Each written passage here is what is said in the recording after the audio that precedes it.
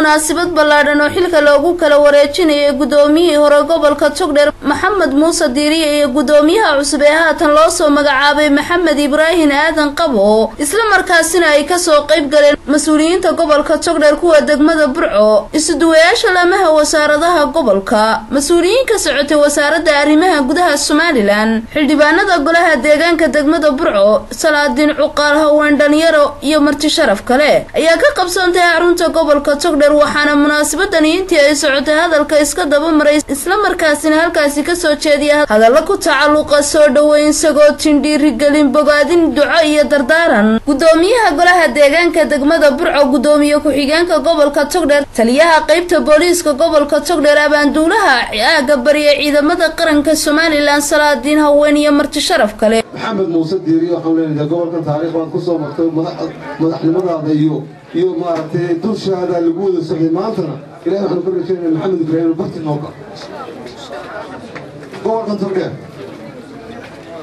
waxaan leeyahay soo dhawow gobolka ku soo dhawow haddii baydo inaanu ballan qaadayno haddaanu nahay ciidanka qaranka ama noocyadiisa kala duwanba maclamaana iyagoonu yahay inaanu si hagar la'aana kuga shaqayn doonno haddii baydo ilaa shalayto iyo intaynu hawsha ku jirnay bacadka u taagnaa soo dhaweynta gudoomiyaha gobolka Maxamed Ibraahin gootinta wasiir ku-xigeenka amniga ee wasaaradda arrimaha gudaha Maxamed Muuse aad iyo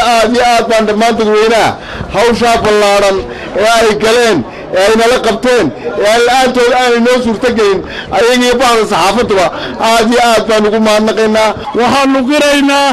oo caddaynaynaa oo ashahaada sharaf haddaan cuqaashanahay ku siinaynaa inuu ahaa nin mas-uuliyadda waxayay waxaan leeyahay insha allah inta ka gudubtay ducaanu faraynaa inta cusub ee tiri ee uu ka mid yahay Maxamed Ibraahin barasaabka cusub waxaanu ku soo dhaweynaynaa kalgacal walaaltinimo midnimo gobolka Togdheer dadka ku nool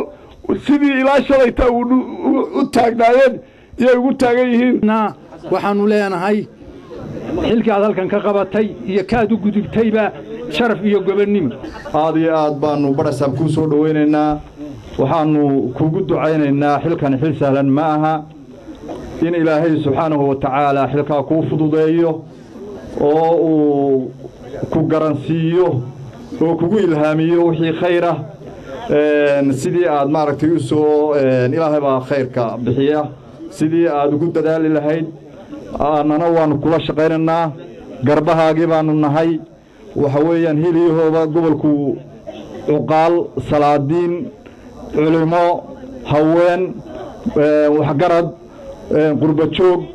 waxaanu kula garab taagannahay hiliyahooda waanu kula garab taagannahay anna door salaadiinta nahay oo madax dhaqameedka nahay aanu la doonaynaa inaan la shaqayno oo nabadgelyada kala shaqayno insha allahu tacaala nabadgelyada kala shaqayno waxaan leenahay soo dhawow dhulgoodaagii hooyo ku soo dhawow barasaab laga fiirsaday oo waxa markhaati idinka inta laga fiirsanayay oo booskaasi bannaanaa barasaabnimada ayaa reer Togdheer oo markhaati idinka aad waxaan baliyanayaa isna u sii dhaweynayaa barasaabkayagii hore haddana wasiir ku-xigeenka amniga oo wada shaqayn fiican qiimo iyo qaayo badan dumarka aad u qadarin jiray haweenka kor u qaadi jiray aad iyo aad baan u sii dhaweynaa waanaanu hambaliyaynaynaa weliba waxaan ku hambaliyaynayaa sidii wanaagsanayd ee uu noola shaqeeyey haddii aanu nahay haweenka gobolka Togdheer oo dhan iyo wasaaradaha aad iyo aad baanu ku hambaliyaynaynaa waxaananu ku rajaynaynaa guul weliba inaad sii dallacdo waxaan leenahay anigoo ku hadlaya magaca isuduwayaasha gobolka sidaan ula shaqayn jiray gudoomiyihii hore ayaanu ku ballan qaadaynaa gudoomiye adigana inaanu kula shaqayno waa ku soo dhaweynaynaa aad iyo aad baanu kuu soo dhaweynaynaa barasaab soo dhawow waxaan ku darayaa kelmad odayaashu ay si fiican uga hadleen Maxamed Muuse ilaahay khayr ha ku siiyo wixii allaale wixii aad gobolka ka qabatay iyo wixii aad ahaydba waa lagu sheego taariikhda ku qortay ugu dambeyntiina waxaa hadalka qaaday isla goobtaasina xilkii kula kala wareegay gudoomiyihii hore gobolka Togdheer Maxamed Muuse Diiriye iyo gudoomiyaha cusub ee haatan loo soo magacaabay Maxamed Ibraahin Qabo agaasimaha wasaaradda arrimaha gudaha iyo horumarinta degmooyinka Somaliland waxaanay carabka ku dhufteen waa kii faaleeyay gobol hore maray oo socday oo wax qabad badan ka muuqdo inkastoo uu dalka la qabo haddana ay taalo baahidu ayaa u timid waxa laga baahan yahay dhamaystirkeegi ummaddan waxay kaaga baahan tahay waa cadaalad waa dulqaad waa saraaxad iyo go'aan qaadashay ka sugaysa reer Burco nima safaado maaha haddii aad u aamusto oo aad u sheegi weydo waxa uu ka ku jira waa laga yaabaa inay yiraahdaan war ninkani waa nin galbeed oo ku ishu dabaya ama uu ku dabaya waxaad yeelaysaa saraaxad kula dhaqmaysaa qolada nin reer Hargeysa iyo teenu wareeda wax la hadhi jirtay noqon maysee waxba ha u reebi iyo ku reebi maayaan nimanka iyaga waxba ha u reebi ku reebi maayaan inaad runtii ka feejignaato go'aan qaadasho dulqaad intaba lagaaga baahan yahay inta haddaan ka gudbo waxayna jirta waxaan u soo jeedaan reer Burco inay Maxamed la shaqeeyaan oo runtii nagu qaali ah meelo badan ka soo shaqeeyay khibrad badan leh inaad soo dhaweysaan saad shalay u soo dhaweyseen aad runtii aad u soo dhaweysaan waxa ay tusteen shalay inaan alla tusmada cadaalad toosan iyo tiir dhaxaad noqdo mideeyo Togdheer waan ku taamayaa ballan weeye taas